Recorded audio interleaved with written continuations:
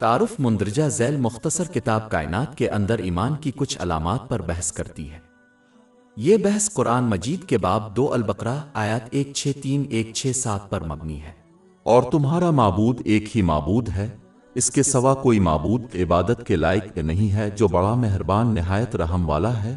بے شک آسمانوں اور زمین کی پیدائش میں، رات اور دن کے بدلنے میں، اور بڑے جہاز جو سمندر میں اس چیز کے ساتھ چلتے ہیں جو لوگوں کو فائدہ پہنچاتے ہیں، اور جو کچھ اللہ نے آسمان سے اتارا ہے، اس کے بعد زمین کو زندگی بخشتی ہے، اور اس کے بعد زمین کو زندگی بخشتی ہے۔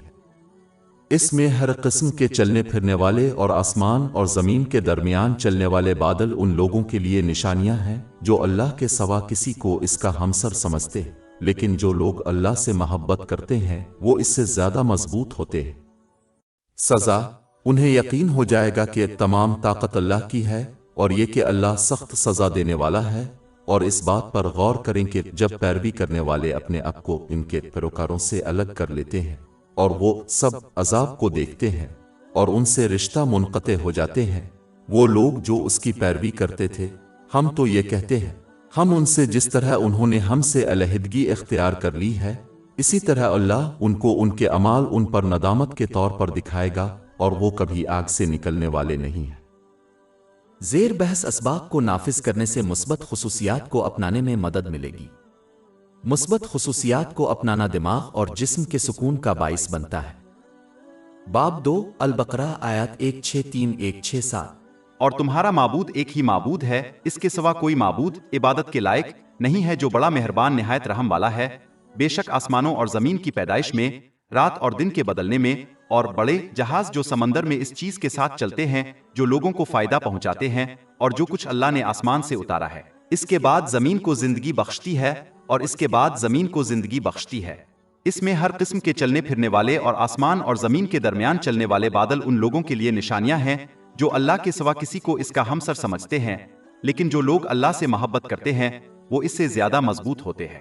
سزا انہیں یقین ہو جائے گا کہ تمام طاقت اللہ کی ہے، اور یہ کہ اللہ سخت سزا دینے والا ہے۔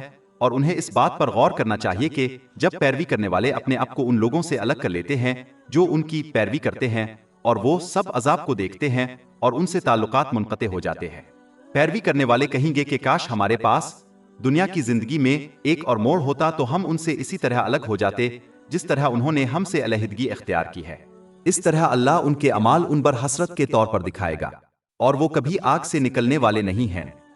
اسلام انسانوں کو سکھاتا ہے کہ ان کو ہر حال میں جس کی اطاعت کرنی چاہیے وہ ان کا خالق اور پالنے والا اللہ تعالیٰ ہے۔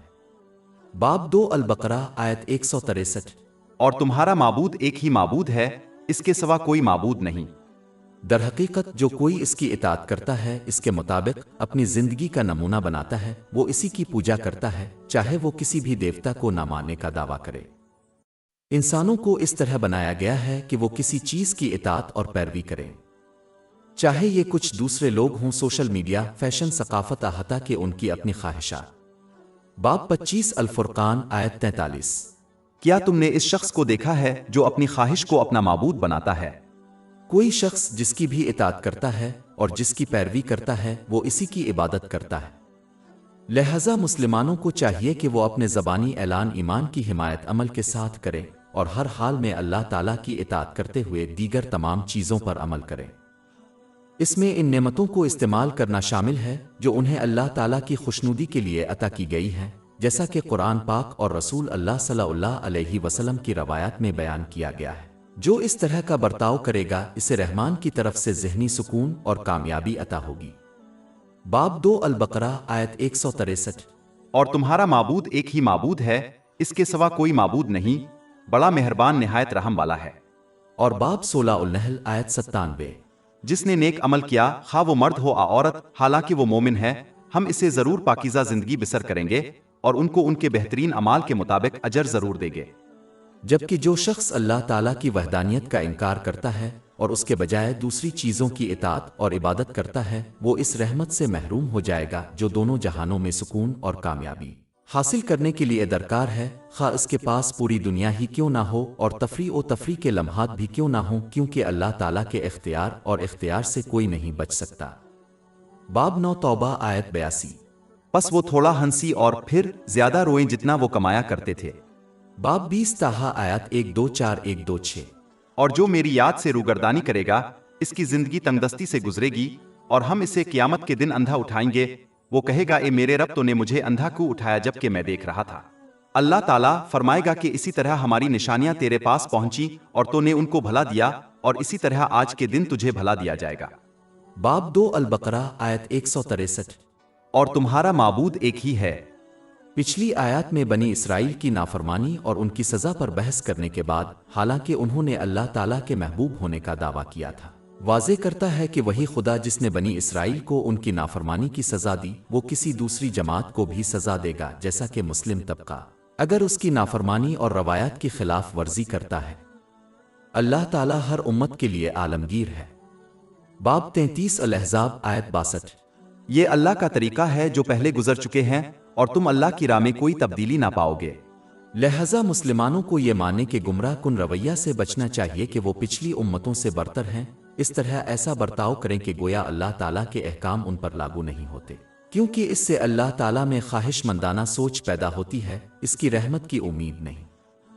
اللہ تعالیٰ کی رحمت کی امید ہمیشہ اس کی مخلصانہ اطاعت سے وابستہ ہے، جس کے تحت کوئی شخص ان نعمتوں کو ان طریقوں سے استعمال کرنے کی کوشش کرتا ہے جو اس کی خوشنودی کے لیے ہے، جیسا کہ اسلامی تعلیمات میں بیان کیا گیا ہے، پھر امید کرتا ہے کہ اللہ تعالیٰ انہیں دونوں جہانوں میں رحمت اور بخشش عطا فرمائے گا، جبکہ خواہش مند مفکر اللہ تعالیٰ کی نافرمانی پر قائم رہتا ہے۔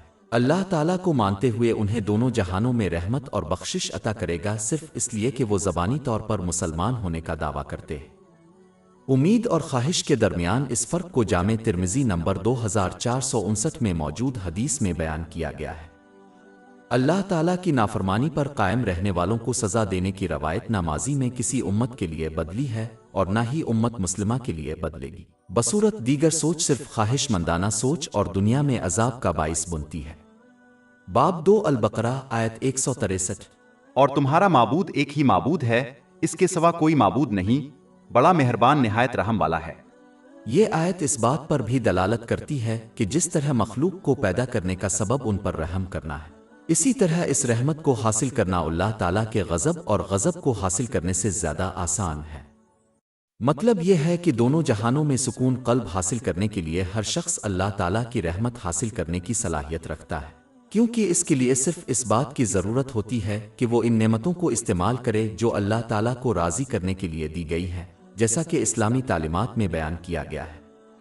اللہ تبارک و تعالیٰ کائنات کے اندر کچھ نشانیاں بیان فرماتا ہے جو واضح طور پر اس کی وحدانیت پر دلالت کرتی ہے۔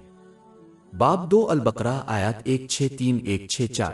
اور تمہارا معبود ایک ہی معبود ہے، اس کے سوا کوئی معبود عبادت کے لائق نہیں، بڑا مہربان نہایت رحم کرنے والا ہے۔ بے شک آسمانوں اور زمین کی تخلیق میں جب کوئی آسمانوں اور زمین کی تخلیق اور لاتعداد بالکل متوازن نظاموں کا مشاہدہ کرتا ہے تو یہ واضح ہو جاتا ہے کہ کائنات کو بنانے اور برقرار رکھنے والا صرف ایک ہی ہے۔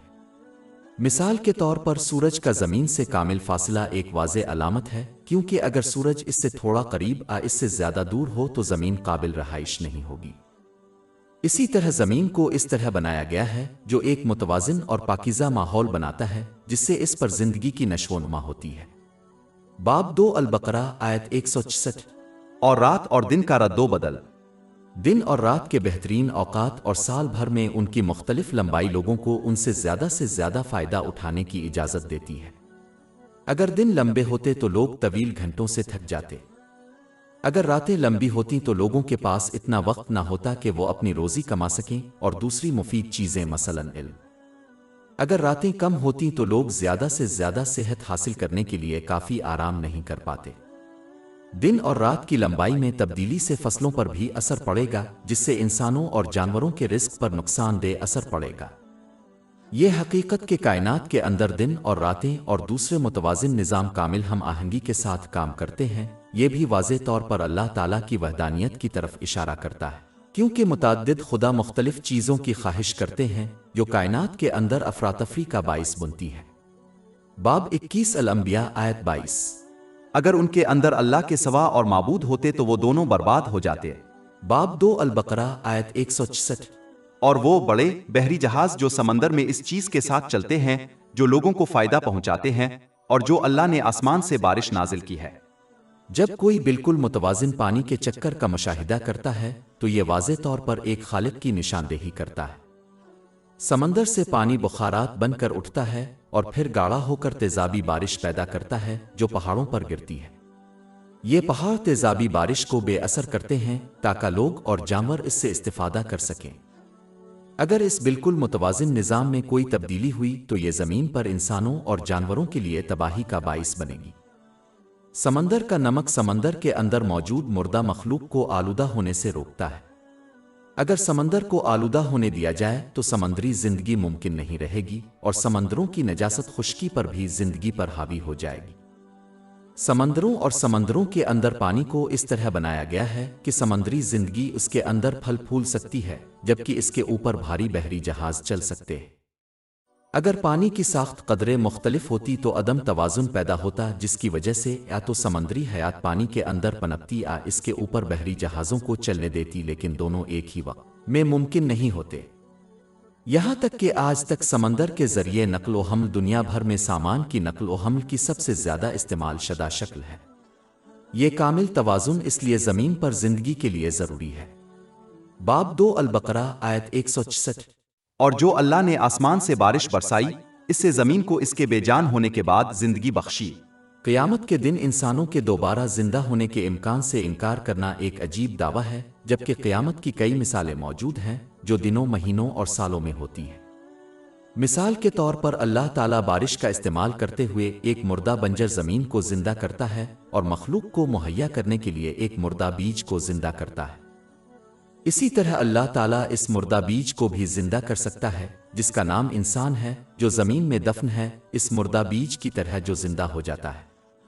موسموں کا بدلنا قیامت کو صاف ظاہر کرتا ہے۔ مثال کے طور پر سردیوں میں درختوں کے پتے مر کر گر جاتے ہیں اور درخت بے جان دکھائی دیتا ہے، لیکن دوسرے موسموں میں پتے ایک بار پھر اگتے ہیں اور درخت زندگی سے بھرا ہوا دکھائی دیتا ہے۔ تمام مخلوقات کی نیند کے جاگنے کا چکر قیامت کی ایک اور مثال ہے۔ نیند موت کی بہن ہے، جیسے سونے والے کے حواس کٹ جاتے ہیں۔ اللہ تبارک و تعالی کسی شخص کی روح کو ان کے پاس واپس کر دیتا ہے اگر وہ اس پر زندہ رہنا چاہتے ہیں تو سوئے ہوئے شخص کو ایک بار پھر زندگی بخشتے ہیں۔ باب 39 الزمر آیت 42۔ اللہ تعالیٰ روحوں کو ان کی موت کے وقت قبض کرتا ہے اور جو نہیں مرتے ان کی روحیں ان کی نیند میں قبض کرتا ہے، پھر جن پر موت کا حکم دیا ہے ان کو روکتا ہے اور باقیوں کو ایک معینہ مدت تک چھوڑ دیتا ہے۔ بے شک اس میں غور و فکر کرنے والوں کے لیے نشانیاں ہیں۔ ان اور بہت سی مثالوں پر غور کرنے سے قیامت کے دن آخری قیامت کے امکان کی واضح نشاندہی ہوتی ہے۔ باب 2 البقرہ آیت 166۔ اور اس میں ہر چلنے پھرنے والے جاندار کو منتشر کر دے گا۔ ارتقاء پریورتن کی ایک شکل ہے جو اپنی نوعیت کے اعتبار سے نامکمل ہے، لیکن جب کوئی ان گنت انواع کا مشاہدہ کرے گا تو انہیں معلوم ہوگا کہ انہیں بالکل متوازن طریقے سے تخلیق کیا گیا ہے تاکہ وہ جس ماحول میں رہتے ہیں اس میں پھل پھول سکیں۔ مثال کے طور پر اونٹ کو زیادہ درجہ حرارت کو برداشت کرنے اور پانی پینے کی ضرورت کے بغیر طویل عرصے تک چلنے کے لیے ڈیزائن کیا گیا تھا۔ وہ بالکل صحرائی زندگی کے لیے ڈیزائن کیے گئے ہیں۔ باب 88 الغاشیہ آیت 17۔ تو کیا وہ اونٹوں کو نہیں دیکھتے کہ وہ کیسے پیدا کیے گئے ہیں؟ بکری کو اس طرح ڈیزائن کیا گیا تھا کہ اس کے جسم میں موجود نجاست اس کے پیدا ہونے والے دودھ سے بالکل الگ ہو جاتی ہے۔ ان دونوں کو ملانے سے دودھ پینے کے قابل نہیں ہوگا۔ باب 16 النحل آیت 66۔ اور در حقیقت تمہارے لیے مویشیوں کے چرانے میں ایک سبق ہے، ہم تمہیں ان کے پیٹوں میں سے پیتے ہیں، اخراج اور خون کے درمیان خالص دودھ جو پینے والوں کے لیے لذیذ ہے۔ ہر پرجاتی کو ایک مخصوص زندگی کا دورانیہ دیا گیا ہے جو ایک پرجاتیوں کو دوسروں پر قابو پانے سے روکتا ہے۔ مثال کے طور پر مکھیوں کی زندگی بہت کم ہوتی ہے، 3-4 ہفتے اور 500 تک انڈے دیتی ہے۔ اگر اس کی عمر طویل ہوتی تو مکھیوں کی آبادی غیر متناسب ہو جاتی اور وہ اس دنیا کی تمام نسلوں کو مغلوب کر دیتی، جبکہ دوسری مخلوقات جن کی عمر بہت طویل ہوتی ہے ان میں صرف چند اولاد پیدا کرنے کی صلاحیت ہوتی ہے۔ ایک بار پھر یہ ان کی آبادی کو متعدل کرنے کی اجازت دیتا ہے۔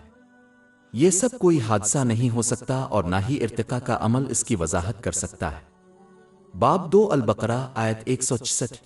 اور آسمان اور زمین کے درمیان ہواؤں اور ہوائیں بادلوں کا ضروری ہیں جو فصلوں پودوں اور درختوں کو دوبارہ پیدا کرنے کی اجازت دیتی ہے۔ پہلے دنوں میں سمندری سفر کے لیے ہوا ضروری تھی، جو آج تک دنیا بھر میں سامان کی نقل و حمل کا اہم ذریعہ ہے۔ تخلیق کے لیے پانی مہیا کرنے کے لیے بارش کے بادلوں کو مخصوص جگہوں پر منتقل کرنے کے لیے ہواؤں کی ضرورت ہوتی ہے، جس کے بغیر وہ زندہ نہیں رہ سکتے۔ ہواؤں کا ایک بالکل متوازن نظام زمین کے اندر پایا جاتا ہے، کیونکہ ہواؤں کی کمی تخلیق کے لیے انتشار کا باعث بنتی ہے اور ہواؤں کا بڑھنا بھی تخلیق کے لیے انتشار کا باعث بنتا ہے۔ اسی طرح بارش بھی بالکل متوازن ہے، کیونکہ بہت کم بارش خشک سالی اور قحط کا باعث بنتی ہے اور بہت زیادہ بارش بڑے پیمانے پر سیلاب کا باعث بنتی ہے۔ باب 23 المامنون آیت 18۔ اور ہم نے آسمان سے ایک مقدار میں بارش برسائی اور اسے زمین میں ٹھہرایا اور ہم اسے اٹھانے پر بھی قادر ہیں۔ یہ بالکل متوازن نظام بے ترتیب نہیں ہو سکتا اور واضح طور پر خالق کا ہاتھ دکھاتا ہے۔ باب 2 البقرہ آیت 166۔ بے شک آسمانوں اور زمین کی تخلیق میں اور رات اور دن کے بدلاؤ میں اور سمندر میں چلنے والے جہاز جو لوگوں کو فائدہ پہنچاتے ہیں، اور جو اللہ نے آسمان سے بارش نازل کی ہے، اس کے ذریعے زمین کو اس کے بے جان ہونے کے بعد زندگی بخشی ہے، اور اس میں ہر قسم کے چلنے پھرنے والے مخلوقات کو پھیلانے میں اور بادلوں کے درمیان براہ راست کنٹرول کر رہا ہے۔ آسمان اور زمین ان لوگوں کے لیے نشانیاں ہیں جو عقل سے کام لیتے ہیں۔ ان تمام متوازن نظاموں پر غور کرنے والا منطقی طور پر ایک خالق کے وجود سے انکار نہیں کر سکتا جو ہر چیز پر قدرت رکھتا ہے۔ اس کے علاوہ جب کوئی ان بالکل متوازن نظاموں اور دیگر کو آسمان و زمین کی تخلیق کے اندر دیکھے گا تو اسے ایک بڑی چیز نظر آئے گی جو متوازن نہیں ہے، یعنی لوگوں کے اعمال۔ نیکی کرنے والے کو اس کا پورا بدلہ دنیا میں نہیں ملتا اور برے کام کرنے والے کو ان کی پوری سزا نہیں ملتی، خواہ انہیں حکومت کی طرف سے سزا دی جائے۔ یہ سمجھنا منطقی ہے کہ واحد خالق اللہ برگزیدہ، جس نے اس کائنات کے اندر تمام دوسرے نظاموں کو متوازن کیا، ایک دن لوگوں کے اعمال میں بھی توازن پیدا کرے گا، جو اس دنیا کی سب سے بڑی غیر متوازن چیز ہے۔ اعمال کے اس توازن کے لیے لوگوں کے اعمال کو پہلے ختم ہونا چاہیے۔ یہ قیامت کا دن ہے جب لوگوں کے اعمال کا ہمیشہ کے لیے انصاف اور توازن رکھا جائے گا۔ لیکن جن لوگوں نے پہلے ہی سے عطا کردہ نعمتوں کو اپنی خواہشات کے مطابق استعمال کرنے کا ارادہ کر لیا ہے اور ایسے ضابطہ حیات کے مطابق زندگی بسر کرتے ہیں جو ان کی خواہشات دوسروں کی خواہشات کے مطابق ہو، تو وہ کائنات کے اندر موجود ان نشانیوں کی قدر نہیں کریں گے اور نہ ہی ان سے متاثر ہوں گے جو واضح طور پر اللہ تعالیٰ کی وحدانیت، خلوص کے ساتھ اس کی اطاعت کی اہمیت اور قیامت کے ناگزیر ہونے کی نشاندہی کرتی ہے۔ باب 2 البقرہ آیات 164-165۔ ان لوگوں کے لیے نشانیاں ہیں جو عقل سے کام لیتے ہیں، اور لوگوں میں ایسے بھی ہیں جو اللہ کے سوا کسی کو اس کا ہمسر بناتے ہیں، وہ ان سے اس طرح محبت کرتے ہیں جیسی اللہ سے محبت کرنی چاہیے۔ جب کوئی شخص کائنات کے اندر موجود نشانیوں اور اسلامی تعلیمات میں زیر بحث آنے والی نشانیوں پر دھیان دینے میں ناکام رہے گا تو وہ لامحالہ اللہ تعالیٰ کے علاوہ ان چیزوں کی اطاعت اور عبادت کرے گا جیسے کہ اپنی خواہشات، سوشل میڈیا، فیشن، ثقافت اور لوگ۔ اس کی وجہ سے وہ ان نعمتوں کا غلط استعمال کریں گے جو انہیں عطا کی گئی ہیں، جس کی وجہ سے دونوں جہانوں میں صرف مصیبت، تناؤ اور پریشانی ہی پیدا ہوتی ہے، خواہ وہ پوری دنیا کے مالک ہوں اور تفریح کے لمحات کا تجربہ کریں۔ باب 9 توبہ آیت 82۔ پس وہ تھوڑا ہنسی اور پھر زیادہ روئیں جتنا وہ کمایا کرتے تھے۔ باب 20 طٰہٰ آیات 124-126۔ اور جو میری یاد سے روگردانی کرے گا اس کی زندگی تنگدستی سے گزرے گی، اور ہم اسے قیامت کے دن اندھا اٹھائیں گے، وہ کہے گا اے میرے رب، تو نے مجھے اندھا کیوں اٹھایا جب کہ میں دیکھ رہا تھا؟ اللہ تعالیٰ فرمائے گا کہ اسی طرح ہماری نشانیاں تیرے پاس پہنچی اور تو نے ان کو بھلا دیا، اور اسی طرح آج کے دن تجھے بھلا دیا جائے گا۔ صرف وہی لوگ ایسا کریں گے جو کائنات کے اندر موجود ان نشانیوں پر دھیان دے کر اپنے ایمان کو عملی جامہ پہناتے ہیں جو خلوص دل سے اللہ تعالیٰ کی اطاعت کی اہمیت پر دلالت کرتی ہے۔ باب 2 البقرہ آیت 165۔ لیکن جو لوگ ایمان رکھتے ہیں وہ اللہ کی محبت میں زیادہ مضبوط ہوتے ہیں۔ وہ اعمال کے ذریعے اپنے ایمان کو ثابت کرنے کی کوشش کریں گے، جس میں ان نعمتوں کو استعمال کرنا شامل ہے جو انہیں اس کی خوشنودی کے لیے دی گئی ہے، جیسا کہ قرآن پاک اور حضرت محمد صلی اللہ علیہ وسلم کی روایات میں بیان کیا گیا ہے۔ وہ اس طرح کا برتاؤ کرتے ہیں یہاں تک کہ جب ان کی خواہشات اسلامی تعلیمات سے متصادم ہوں، کیونکہ وہ جانتے ہیں کہ ایسا کرنا ان کے لیے بہتر ہے۔ وہ ایک عقلمند مریض کی طرح برتاؤ کرتے ہیں جو اپنے ڈاکٹر کے طبی مشورے کو قبول کرتا ہے اور اس پر عمل کرتا ہے، یہ جانتے ہوئے کہ یہ ان کے لیے بہترین ہے، باوجود اس حقیقت کے کہ انہیں کڑوی دوائیں تجویز کی جاتی ہیں اور ایک سخت خوراک کا منصوبہ۔ اس کے نتیجے میں انہیں ذہنی سکون اور دونوں جہانوں میں کامیابی ملے گی، چاہے ان کے پاس دولت جیسی بہت سی چیزیں کیوں نہ ہوں۔ باب 16 النحل آیت 97۔ جس نے نیک عمل کیا، خواہ وہ مرد ہو یا عورت، حالانکہ وہ مومن ہے، ہم اسے ضرور پاکیزہ زندگی بسر کریں گے اور ان کو ان کے بہترین اعمال کے مطابق ضرور اجر دیں گے۔ باب 2 البقرہ آیت 165۔ اور لوگوں میں ایسے بھی ہیں جو اللہ کے سوا کسی کو اس کا ہمسر بناتے ہیں، وہ ان سے اس طرح محبت کرتے ہیں جس طرح انہیں اللہ سے محبت کرنی چاہیے، لیکن جو لوگ ایمان رکھتے ہیں وہ اللہ کی محبت میں زیادہ مضبوط ہوتے ہیں۔ اہل کتاب نے بغیر سوال کے ان کی اطاعت کرتے ہوئے اور ان کی رائے کو اللہ تعالیٰ کا فرمان اور حکم مان کر اپنے علماء کو رب بنا لیا۔ باب 9 توبہ آیت 31۔ انہوں نے اپنے علماء اور راہبوں کو اللہ کے سوا رب بنا لیا ہے۔ افسوس کی بات یہ ہے کہ یہ اکثر مسلمانوں میں ہوتا ہے جو اللہ تعالیٰ کے بتائے ہوئے طریقے، قرآن پاک کے طریقے اور رسول اللہ صلی اللہ علیہ وسلم کی روایات پر عمل کرنے کے بجائے اپنے روحانی اساتذہ اور ان کی روحانی مشقوں کی اندھی تقلید کرتے اور ان کی تقلید کرتے۔ باب 3 علی عمران آیت 31۔ کہہ دو کہ اگر تم اللہ سے محبت رکھتے ہو تو میری پیروی کرو، اللہ تم سے محبت کرے گا اور تمہارے گناہوں کو بخش دے گا۔ ایک مسلمان کو چاہیے کہ وہ چوپایوں کی طرح برتاؤ کرنے سے گریز کرے اور اس عقل کو استعمال کرے جو اسے عطا کی گئی ہے، تاکہ وہ ہدایت کے دو ذرائع قرآن مجید اور حضرت محمد صلی اللہ علیہ وسلم کی روایات کا مطالعہ اور سیکھے، بجائے اس کے کہ ان لوگوں کی اندھی تقلید کرے جو نیک نظر آتے ہیں۔ در حقیقت دین کے علم کے دوسرے ذرائع کی جتنی زیادہ پیروی اور اطاعت کرے گا، اتنا ہی کم وہ ہدایت کے دو ذرائع کی پیروی اور اطاعت کرے گا جو کہ گمراہی کا باعث بنتے ہیں۔ یہی وجہ ہے کہ حضور نبی اکرم صلی اللہ علیہ وآلہ وسلم نے سنن ابو داؤد نمبر 4606 میں موجود حدیث میں تنبیہ فرمائی ہے کہ ہر وہ چیز جس کی جڑیں ہدایت کے دو منابع میں نہ ہو، اللہ تعالیٰ کی طرف سے رد کر دیا جائے گا۔ اللہ تبارک و تعالی اس کی نافرمانی کرنے والوں کو ان نعمتوں کا غلط استعمال کرتے ہوئے تنبیہ کرتا ہے جو ان کو عطا کی گئی ہیں کہ وہ اپنے اعمال کے نتائج سے اس دنیا آخرت میں کبھی نہیں بچ سکیں گے، جیسا کہ اللہ تعالیٰ ان کے روحانی قلب، ذہنی سکون کے گھر سمیت تمام چیزوں کو کنٹرول کرتا ہے۔ باب 2 البقرہ آیت 165۔ اور کاش وہ لوگ جنہوں نے ظلم کیا ہے جب وہ عذاب کو دیکھتے اس بات پر غور کرے کہ انہیں یقین ہو جائے گا کہ تمام طاقت اللہ ہی کی ہے اور اللہ سخت سزا دینے والا ہے۔ جیسا کہ پہلے ذکر کیا جا چکا ہے کہ یہ عذاب اسی دنیا میں شروع ہوگا، جس سے دنیاوی چیزیں اس کے لیے تناؤ، مصائب اور پریشانی کا باعث بن جاتی ہیں۔ وہ ایک تناؤ سے دوسرے تناؤ کی طرف بڑھیں گے اور ایک تاریک اور تنگ زندگی گزاریں گے، چاہے وہ تفریح اور تفریح کے لمحات کا تجربہ کریں۔ باب 9 توبہ آیت 82۔ پس وہ تھوڑا ہنسی اور پھر زیادہ روئیں جتنا وہ کمایا کرتے تھے۔ اپنی غافل ہونے کی وجہ سے وہ اپنی مایوسی اور پریشانی کی وجہ کو اللہ تعالیٰ کی نافرمانی سے جوڑ نہیں سکیں گے۔ نتیجے کے طور پر وہ اپنی زندگی میں غلط چیزوں کو مورد الزام ٹھہرائیں گے، جیسے کہ چند اچھے دوست اور رشتہ دار جو ان کے پاس ہیں۔ اس کی وجہ سے وہ ان اچھے عناصر کو اپنی زندگیوں سے نکال دیں گے جو ان کے لیے مزید مصائب اور تناؤ کا باعث بنتے ہیں، اور آخرت میں جو ان کا انتظار ہے وہ اس سے بھی زیادہ تلخ اور تباکن ہے۔ باب 20 طٰہٰ آیات 124-126۔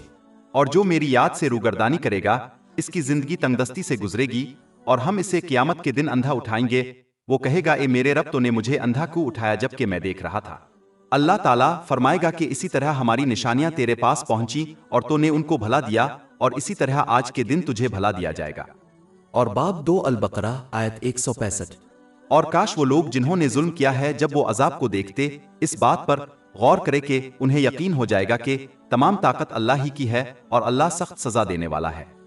آخرت میں ان کی سزا، تناؤ اور اذیت انہیں ان لوگوں پر مورد الزام ٹھہرانے پر مجبور کرے گی جنہوں نے انہیں دنیا میں گمراہ کیا، جن کو انہوں نے اپنا نمونہ بنایا اور ہر حال میں ان کی اطاعت کی، لیکن یہ ان کی طرف سے قبول نہیں کیا جائے گا اور وہ دوسروں پر الزام نہیں لگا سکیں گے، کیونکہ ہر شخص اپنے اعمال کا خود ذمہ دار ہے۔ در حقیقت ابلیس بھی قیامت کے دن اس سچائی کا اعلان کر دے گا اور اس طرح ظالموں کی اپنے اعمال کے نتائج سے بچنے کی الفامد اس پر ڈال کر تباہ کر دے گا۔ باب 14 ابراہیم آیت 22۔ اور جب بات پوری ہو جائے گی تو شیطان کہے گا کہ اللہ نے تم سے سچا وعدہ کیا تھا اور میں نے تم سے وعدہ کیا تھا، لیکن میں نے تم سے خیانت کی، لیکن میرا تم پر کوئی اختیار نہیں تھا سوائے اس کے کہ میں نے تمہیں دعوت دی اور تم نے میری بات مان لی۔ تو مجھ پر الزام نہ لگا، لیکن اپنے آپ کو قصوروار ٹھہراؤ۔ ان کا تناؤ اور پریشانی اس وقت بڑھے گی جب وہ دیکھیں گے کہ کس طرح وہ لوگ جنہوں نے زمین پر اپنی زندگی کے دوران ان کے گمراہ کن طریقوں سے ان کا ساتھ دیا، دوست اور رشتہ دار، خود کو ان سے الگ کر لیں گے کیونکہ وہ ان کی سزا میں شریک نہیں ہونا چاہتے۔ باب 2 البقرہ آیت 166۔ اور انہیں اس بات پر غور کرنا چاہیے کہ جب پیروی کرنے والے اپنے آپ کو ان لوگوں سے الگ کر لیتے ہیں جنہوں نے ان کے پیروی کی تھی، اور وہ سب عذاب کو دیکھتے ہیں اور ان سے رشتہ منقطع ہو جاتا ہے۔ دونوں جہانوں میں ان کی صحبت سے صرف وہی لوگ مستفید ہوتے ہیں جو اس دنیا میں اچھے لوگوں کا ساتھ دیتے ہیں، وہ لوگ جو انہیں ان نعمتوں کو استعمال کرتے ہوئے جو اس کی خوشنودی کے لیے اسلامی تعلیمات میں بیان کیے گئے ہیں استعمال کرتے ہوئے خلوص دل سے اللہ تعالیٰ کی اطاعت کی ترغیب دیتے ہیں۔ باب 43 الزخرف آیت 67۔ اس دن قریبی دوست ایک دوسرے کے دشمن ہوں گے سوائے نیک لوگوں کے۔ قیامت کے دن صرف وہ رشتے جو مضبوط رہیں گے اور اس کے حق میں شمار ہوں گے وہ اللہ تعالیٰ کی اطاعت میں جڑے ہوئے رشتے ہیں، چاہے یہ رشتے نیک لوگوں کے ساتھ ہوں، قرآن پاک سے ہوں یا اعمال صالحہ کے۔ لہذا اللہ تعالیٰ کو راضی کرنے کے طریقوں سے تعلقات استوار کرنے پر توجہ مرکوز کرنی چاہیے تاکہ انہیں ذہنی سکون اور دونوں جہانوں میں کامیابی حاصل ہو۔ باب 5 الماد آیات 15-16۔ تمہارے پاس اللہ کی طرف سے ایک نور اور روشن کتاب آ چکی ہے جس کے ذریعے اللہ ان لوگوں کو جو اس کی رضا کی راہ پر چلتے ہیں سلامتی کی راہیں دکھاتا ہے، اور اپنے حکم سے ان کو تاریکیوں سے نکال کر روشنی کی طرف لاتا ہے اور انہیں سیدھے راستے کی طرف ہدایت کرتا ہے۔ لیکن جو لوگ گمراہی کا راستہ اختیار کرتے ہیں اور اللہ تعالیٰ کے علاوہ کسی کی اطاعت اور عبادت کرتے ہیں انہیں آخرکار قیامت کے دن کا سامنا کرنا پڑے گا جب انہیں اپنے طرز عمل کی اصلاح کا دوسرا موقع نہیں دیا جائے گا۔ وہ پچھتاوے کے ساتھ رہ جائیں گے جو ان کی کم سے کم مدد نہیں کرے گا۔ در حقیقت ان کے پچھتاوے سے ان کی پریشانی اور تناؤ ہی بڑھے گا۔ باب 2 البقرہ آیت 167۔ وہ لوگ جو پیروی کرتے ہیں وہ کہیں گے کاش ہمیں دنیا کی زندگی میں ایک اور موڑ مل جائے تو ہم ان سے اسی طرح الگ ہو جائیں جس طرح انہوں نے ہم سے علیحدگی اختیار کی ہے، اس طرح اللہ ان کے اعمال کو ان پر حسرت کے طور پر دکھائے گا اور وہ کبھی بھی آگ سے نکلنے والے نہیں ہیں۔ لہذا مسلمانوں کو اس دنیا میں اپنے طرز عمل کی اصلاح کے ان گنت مواقع سے فائدہ اٹھانا چاہیے اس سے پہلے کہ ان کا وقت گزر جائے۔ انہیں اپنے تمام وقت اور وسائل کو بروئے کار لانے کی کوشش کرنی چاہیے تاکہ وہ انہیں اللہ تعالیٰ کی خوشنودی کے لیے وقف کریں اور دیگر تمام چیزوں جیسے سوشل میڈیا، لوگ، فیشن، ثقافت اور اپنی خواہشات کی اطاعت و عبادت سے اجتناب کریں تاکہ انہیں ذہنی سکون اور دونوں جہانوں میں کامیابی حاصل ہو اور دنیا کی تاریک اور تنگ زندگی اور یہاں کی بے حسی کی عذاب سے بچ سکیں۔ ہماری ویب سائٹ www.shayk.com پر 500 سے زیادہ مفت e books, audio books, انفوگرافکس، podcast اور بلاگ دستیاب ہیں۔